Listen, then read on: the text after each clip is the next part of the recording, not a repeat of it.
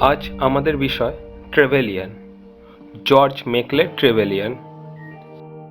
যারা ইতিহাস নিয়ে পড়ছো তারা অবশ্যই জানো এইটি আসে হিস্ট্রিওগ্রাফি পেপারের ওপর।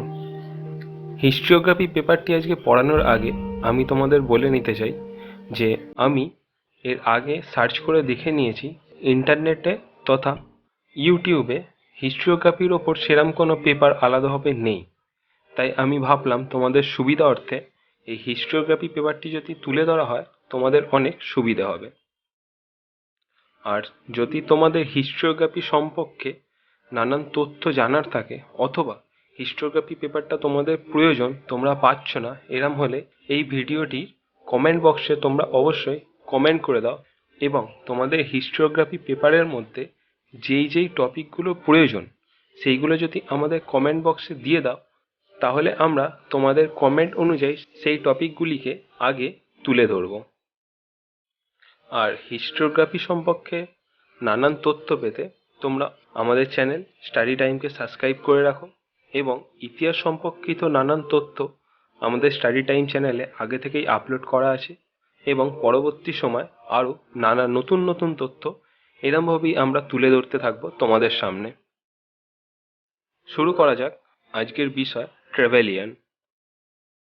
ট্রেভেলিয়ান একজন ইংল্যান্ডের ঐতিহাসিক ছিল। এই বিষয়টি তোমরা মনে রাখো তাহলে পরের আলোচনাগুলি শুনতে সুবিধে হবে। বলা হয় প্রথম বিশ্বযুদ্ধের পর ইংল্যান্ডের সবচেয়ে জনপ্রিয় এবং সম্মানিত ঐতিহাসিক ছিলেন জি.এম. ট্রেভেলিয়ান। জি.এম. অর্থাৎ জর্জ মেকলে ট্রেভেলিয়ান। তার সময়কাল 1876 থেকে 1962, তার মানে তার জন্ম থেকে মৃত্যুর সময়।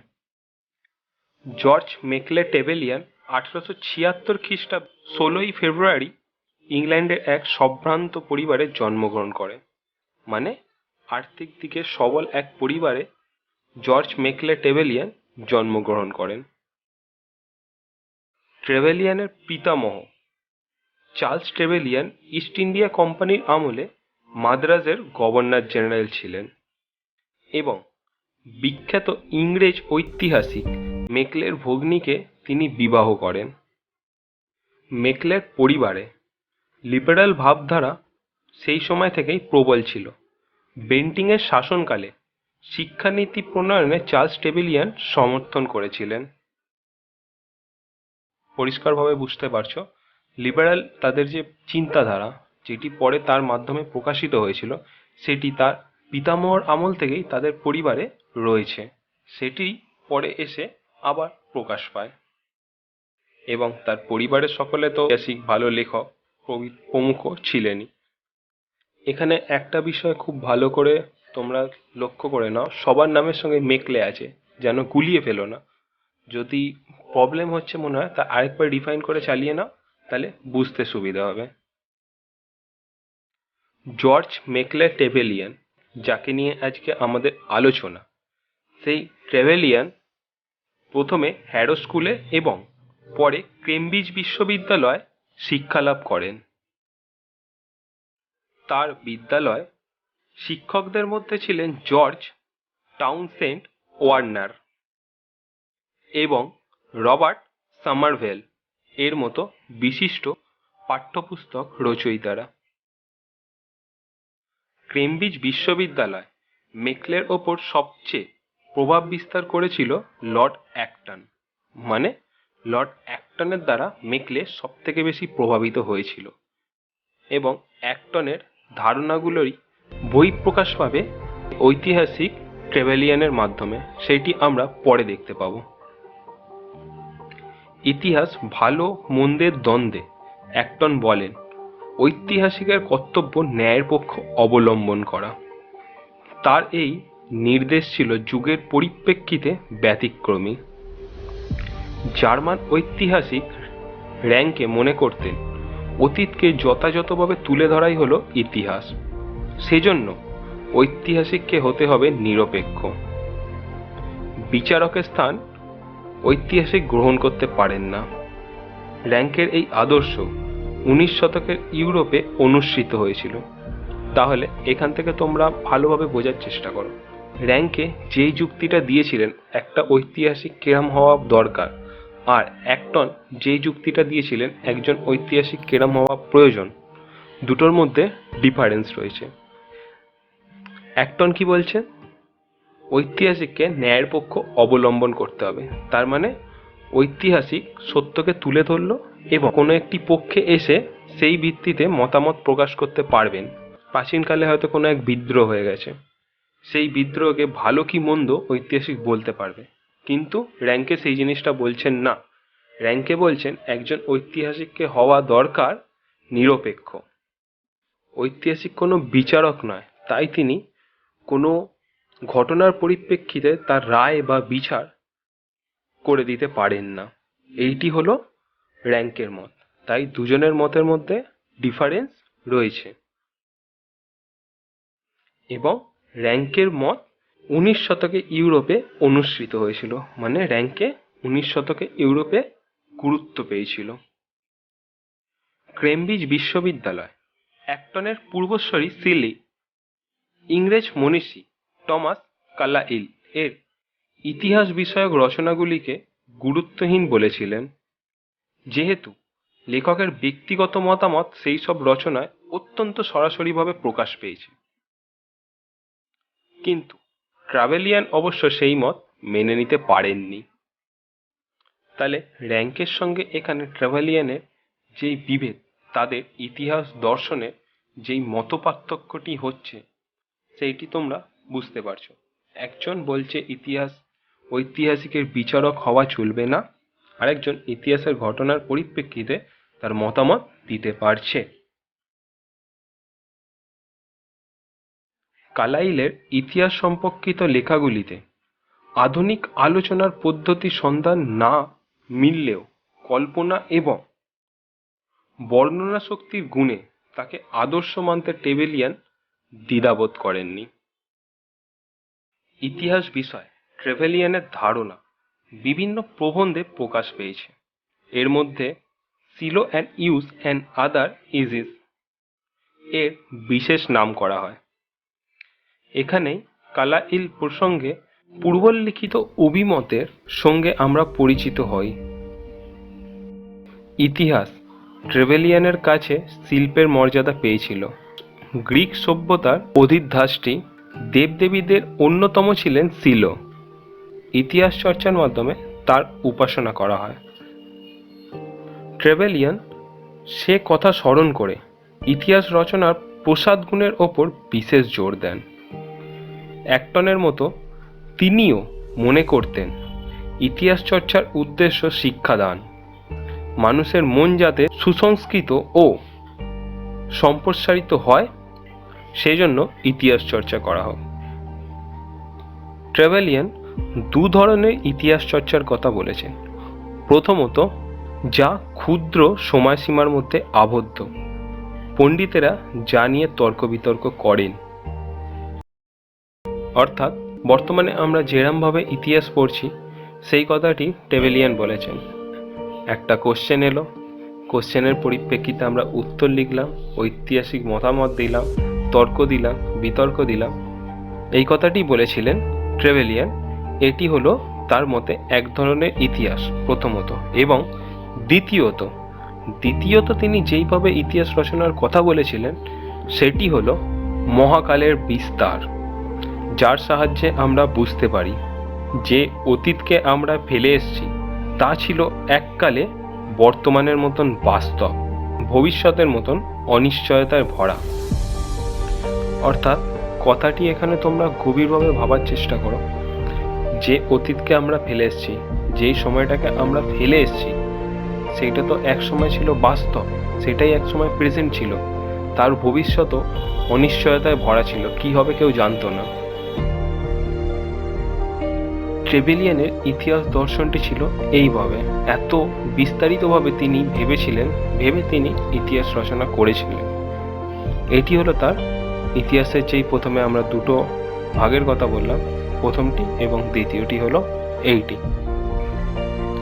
স্বার্থশূন্য রাজনীতি এবং নাগরিক জীবনের বিকাশের পক্ষে ইতিহাসের পাঠ গ্রহণ আবশ্যক। ঐতিহাসিক কেবল তথ্যানুসন্ধানী হলে হবে না, তাকে হতে হবে মহৎ কল্পনা শক্তির অধিকারী। সময়ের স্পন্দন যাতে প্রকৃতই উপলব্ধি করা যায়, পাঠকের মনে সেই উপলব্ধি সঞ্চারিত করতে হবে। তাই ট্রেভেলিয়ান একটি কথা বলেছিলেন, the motive of history is at bottom poetic. এখানে ট্রেভেলিয়ানের ইতিহাস দর্শনটিকে তোমরা বোঝার চেষ্টা করো।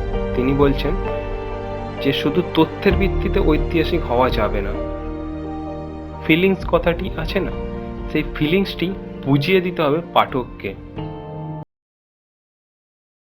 ট্রেভেলিয়ানের বক্তব্য ছিল র্যাঙ্কের বিপরীত। অ্যাক্টনের মৃত্যুর পর, অ্যাক্টন মনে আছে তো, অ্যাক্টনের কথা আমরা প্রথমেই আলোচনা করেছি।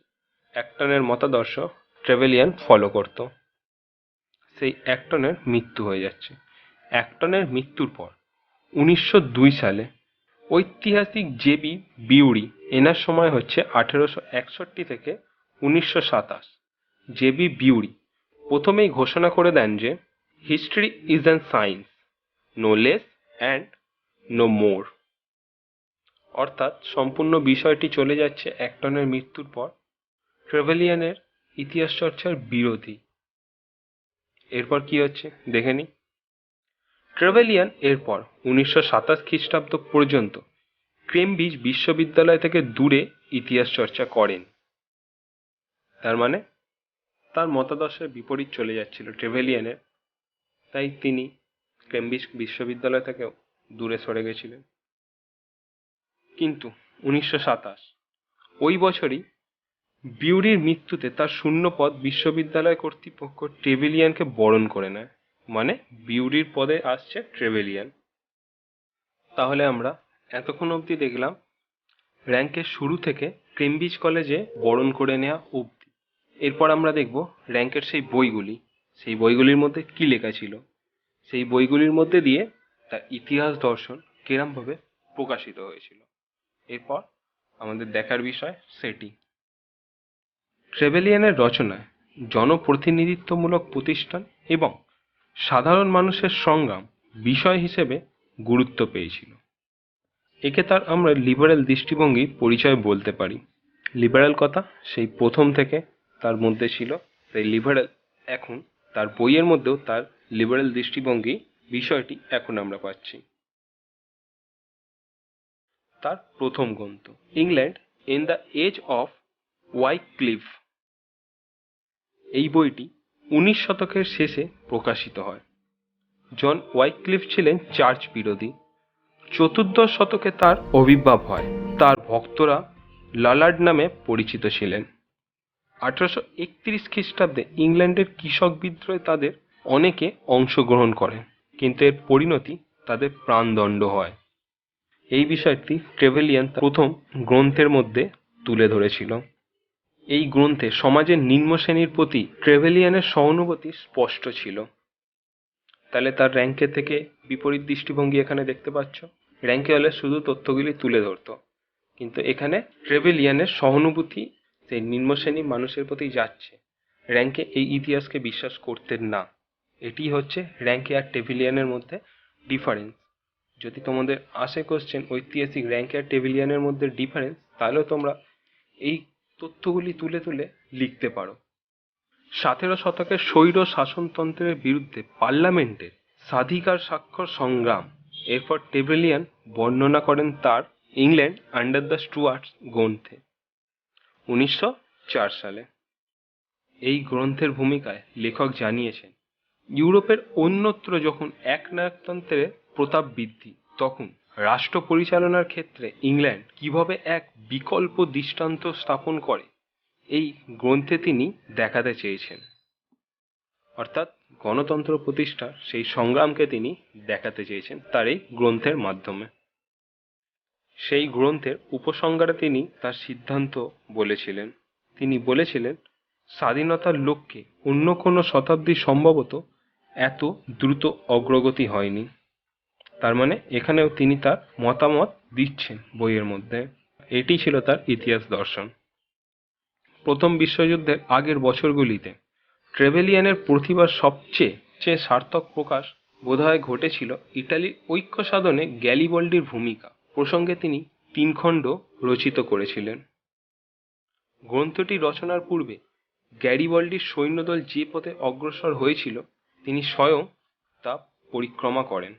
এরপর দ্বিতীয় বিশ্বযুদ্ধের মধ্যবর্তী পর্যায়ে ট্রেভেলিয়ানের সবচেয়ে স্মরণীয় কীর্তি তার 3 খণ্ডে ইংল্যান্ড আন্ডার কুইন অ্যানি গ্রন্থ রচনা 1930 থেকে 1934 সময়কাল। 18 শতকের সূচনায় ইংল্যান্ড শাসন করেন রানী অ্যানি। এই সময় সমাজ ও অভ্যন্তরীণ রাজনীতি এবং ইউরোপীয় প্রাধান্যের জন্য ইঙ্গো ফরাসি দ্বন্দ্বের প্রকৃতি ট্রেভেলিয়ানের রচনায় পরিষ্কার হয়। ধনীদের স্বার্থে সরকারের শস্যের মূল্য নিয়ন্ত্রণের চেষ্টার বিরুদ্ধে 19 শতকের ইংল্যান্ডে প্রবল গণবিক্ষোভ দেখা দিয়েছিল। এইটি এই গ্রন্থে আলোচিত হয়েছিল। ট্রেভেলিয়ান কয়েকটি জীবনী গ্রন্থিও রচনা করেছিলেন। দ্য লাইফ অফ জন বিডস এবং Lord Grey of the reform bill প্রমুখ। এরপর দেখে নেব ট্রেভেলিয়ানের আরও অন্যতম প্রসিদ্ধ গ্রন্থ English social history, a survey of 6th century, Chaucer to Queen Victoria প্রভৃতি। এর আগে তিনি ইংল্যান্ডের ইতিহাস পরিক্রমা করেছিলেন হিস্ট্রি অফ ইংল্যান্ড গ্রন্থে, সময় 1926। পাঠক মহলে ইংলিশ সোশ্যাল হিস্ট্রি বাদ দিলে এটি তার সবচেয়ে সমৃদ্ধ গ্রন্থ। ইংল্যান্ডের সাধারণ মানুষের জীবনযাত্রার ঐতিহাসিক বিবর্তন 2 রচনায় মুখ্য উপজীব্য। ইংলিশ সোশ্যাল হিস্ট্রি গ্রন্থের ভূমিকায় ট্রেভেলিয়ান সামাজিক ইতিহাসের নগাত্মক সংজ্ঞা দিতে গিয়ে বলেছেন, রাজনীতিবাদে জনগণের ইতিহাস হলো একটি সামাজিক ইতিহাস। তবে এই বক্তব্যের অনেক সমালোচনা হয়েছিল। তবে বিষয়টি দেখলে দেখা যাবে সত্যিই তো রাজনীতি বাদ দিয়ে বর্তমান সমাজ জীবনে কল্পনা করাও কি সম্ভব? রাজনৈতিক সিদ্ধান্ত আমাদের সমাজ জীবনকে প্রতি মুহূর্তে প্রভাবিত করছে। যাই হোক, এইগুলি ছিল ট্রেভেলিয়ানের ইতিহাস দর্শন। তিনি ইতিহাসকে কিভাবে দেখেছেন সেইটি আমরা তুলে ধরার চেষ্টা করলাম। ট্রেভেলিয়ানের সমালোচনায় বলা হয়েছে, ট্রেভেলিয়ান ইতিহাস রচনায় কোনো নতুন ধারার প্রবর্তন করেননি, প্রচলিত ধারার উৎকর্ষ আরও বেশি ফুটিয়ে তুলেছেন।